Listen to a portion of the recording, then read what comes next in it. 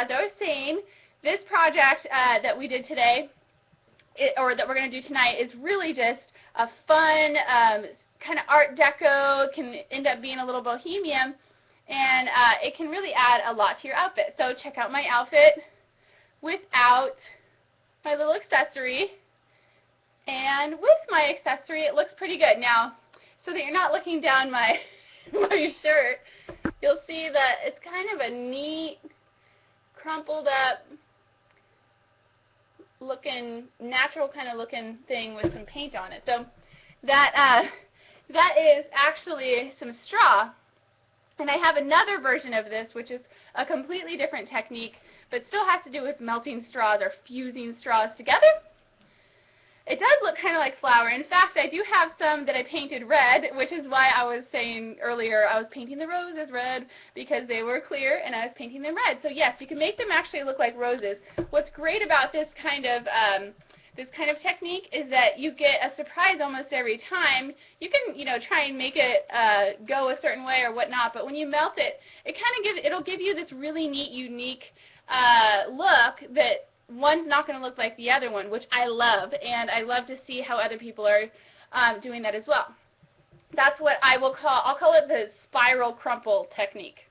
And then the other technique is a little bit more uniform, and you can make things look the same, and that's with fusing them together, painting them, adding little embellishments. Of course, you can add any kind of embellishments to these as well. Now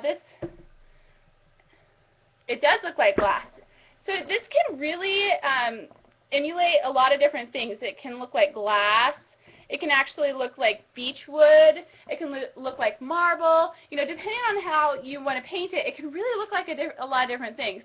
So I really, really encourage you to go out, get yourself some straws, and try this technique. And we're going to go right into that. Now, if any of you want to speak tonight, want to show off any of your crafts, they don't have to be accessories. They can be anything that you want, or if you just want to ask a question and you're brave enough, please ask to speak, and we'll probably get you in the speaker's queue after we do our little demo. I want to make sure that we have enough time to show everybody. So you can see I put actually a little Brad on there. I'm super excited about this because I always want to accessorize, but I really have a hard time purchasing jewelry for some reason. It's just one of those things that I just have a hard time purchasing at the store, and I'm always like, I can make that. And I can make it a little bit more artsy, maybe a little bit more me, a little bit more bohemian, that kind of stuff. So this is super inexpensive, and you can recycle your straws. I know it sounds a little weird, but you can recycle them. As long as they're not wet, you can use them. And it doesn't take a lot of time at all to create these. So this really is the Craftastic motto. We are hitting that goal. We are hitting the Craftastic motto, which I say is saving you time, saving you money, and saving the earth. And that's exactly what this project does, which is why I am so excited. Plus, I had some energy bars and an energy drink earlier today. So I really am really excited today. I'm very glad that you guys think it's pretty, and we'll talk a little bit more about next week's theme, which I think kind of ties into our Lady Gaga theme too. It will be music. So let's scoot on over to Craft Cam. And we're just going to get to ironing and get rocking and rolling. All right, so you can see my lovely iron here. The first thing that you're going to need, obviously, parchment paper. I'm using Reynolds parchment paper, and I use one piece of paper. Some people will take two pieces of paper and sandwich them on top of each other. For the techniques that I'm using, I actually use one piece of paper and then just give it two folds.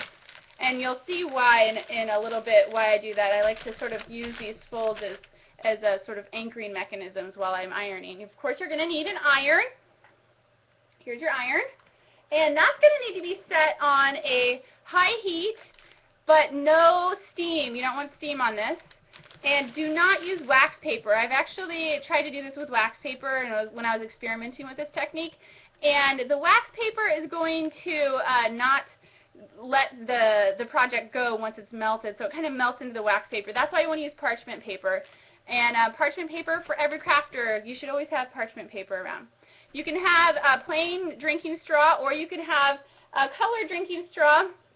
In fact, if you have a colored drinking straw, you can just use the colors in the straw for your final project. For this, I'm actually going to be using a clear drinking straw. It's just a regular size. Sometimes you can get the really long ones. And what you need to do, now we're going to create, let me just take my the current one that I have off so you can see it a little bit closer. Maybe Cliff can show a picture of it up close. But that's okay. So we're going to make our little crinkle spiral type of pendant right here. And the very first thing that you need to do is decide how big do you want this pendant. This pendant right here is actually 2 straws. So you need to actually put one straw inside of the other just so that you have a connection. So I just put those inside, and don't worry about, crinkling it or creasing it or anything like that. You really just need to put one straw inside of the other. So that way you have a pretty long stick there of straws. Now if you want a smaller straw, let me just show you what a smaller one looks like. I have 2 of them done in little roses. So actually one of these right here is 1 straw completed. So these are little roses that actually kind of hang up. And so you're going to get a really small, I've never played with friendly plastics, Terry. I'd love to hear about them though when I'm not looking down. I've never played with friendly plastics, but but this is something I probably could have figured out by going to somebody's website and looking it up, but I just decided to go at it alone. You know how I am. I'm like, oh, look, I'm just going to start burning myself. So the first thing I like to do, and the first thing you have to do for these types of pendants, is you have to get your straw melted down to where it's pretty much flat. It doesn't have to be perfectly flat, but it has to be pretty much flat. And then once it's flat, you actually are going to roll it. So all I did was just tuck it underneath my parchment paper, put it right in the crease, just so it decides to stay there. I want it to stay. And grab your iron. I'm going to just start at the top. And you're going to hold your iron there in each spot about 10 seconds, and just keep on moving down the line. And I'll show you what a finished piece looks like if this takes too long and I don't have enough talking to do during it. But it's really cool because at first, once you're done ironing it, you can see that it's a little bit hard to take off of the parchment paper, but once it starts cooling, it'll actually start peeling itself off of the parchment paper. Now you can probably feel when you're ironing how melted it is, and you can always go back.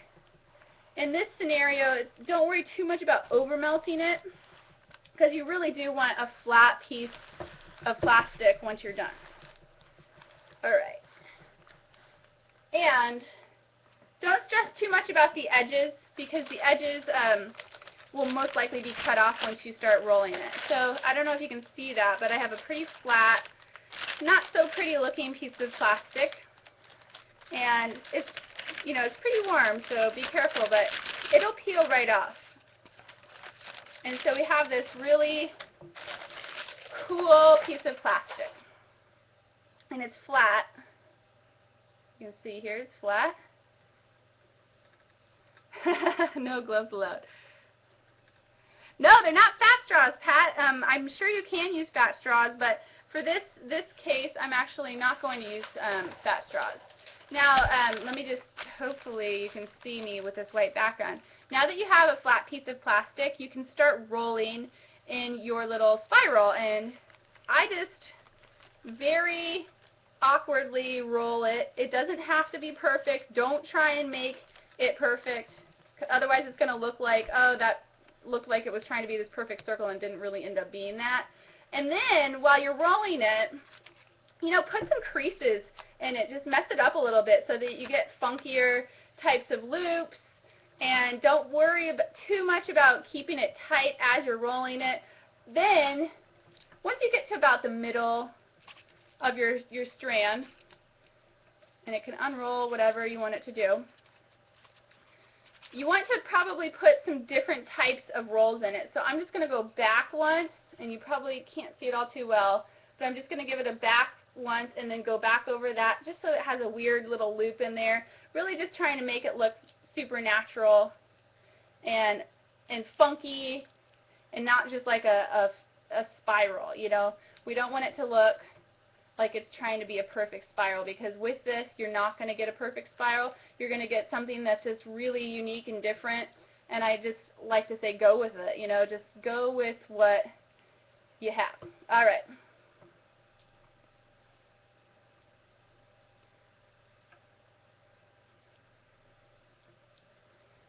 All right, Cindy's asking where I came up with it. Well, I had 100 straws, and I really have been working with fusing them together, and then this Lady Gaga thing sort of came up, and then I thought, hey, how funky, and I also love accessories. So I really like the idea of fusing things, and of course I like the idea of not spending a whole bunch of money on things as well. And as you can see, you can create some really neat projects with things that you might already have or things that you can recycle. So what I'm doing here is I'm just trying to keep my form in you know, a tight little circle, with not total circle, it's kind of oblong.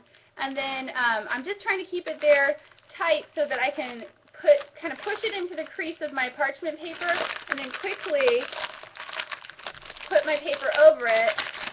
And I'm going to hold that there until I can get my iron situated on top. This is where you got to be very careful. First put the tip on top and then move your fingers away. Ah, I'm a daredevil. Some people ask me, oh my gosh, how do you do that without gloves? And I do not recommend doing anything with heat without gloves, but I'm a daredevil. Don't do what I do. And for some reason, I haven't learned the whole don't touch it, it's hot thing. So I'm pretty good at that. Now you're going to want to keep your iron on here for a pretty good amount of time, just so that you can initially get the fusing to happen. And then you'll want to take it off, see if you have a good melt. And what this creates is a really cool ridge line of circles. And then on the bottom part of that, it's perfectly flat. So you're going to get a really neat way of decorating that. So let's just see what this looks like fused. Now where I ironed will be the flat part, and then on the other side will actually be the ridged part. And it looks like I could probably do just a little bit more melting. And I like this because you get ridges, which you can fill in holes, you can paint them, you can sparkle them, and it just, you know, having those ridges really just makes a really neat, natural kind of look, and you can work with that, make it look natural with your paints, or you can make it look even funkier. I see a lot of funky stuff like this in the stores nowadays, like in Anthropologie. So you probably can't see it. I actually been wanting to use my, there it is, my other straws so that you can see a little bit better. But I'm gonna let that actually sit so that it will pop off. But it will pop off once it's cooled down a little bit. I do have a really neat shape with it, and I'll show you what that looks like. Now, the other one that I wanted to, the other technique I wanted to show you will help you create a sheet of fused straws. And this is really, really helpful because I could just cut, you know, shapes out from this sheet for pendants, or I could actually create, you know, different embellishments maybe for scrapbooking or card making, that kind of thing. I'm actually going to be making my artist trading cards with this as well. So this is just a fun texture that you're going to get that I really, really think that you can have so much fun with. What's even neater about this is this technique. You don't melt it all the way through. You actually leave it so that only half of the straws have actually been melted, so that you have a flat side. Here you can see it's a little matted, and then a front side which is shiny, and it has that kind of cool straw look there. So it's really cool, and you can make it look like glass. You can make it look like all kinds of things. It is easy to cut, Terry. You know, obviously once you get to some of the ends of the straws, you might get just a little bit of, you know, pop up of the straw itself if you cut it in a, you know, in the wrong area of the straw. But it's really pretty easy to cut. It's not super thick. It'll cut probably like a thicker cardboard, and it really is pretty darn easy. You can cut it with a regular pair of scissors for the most part, as long as they're not dull. Okay, so let's see if this guy pops up, and he did. So let me see if I can find quickly maybe a different color in the background here. Maybe that's not the best color, but see if you can see that.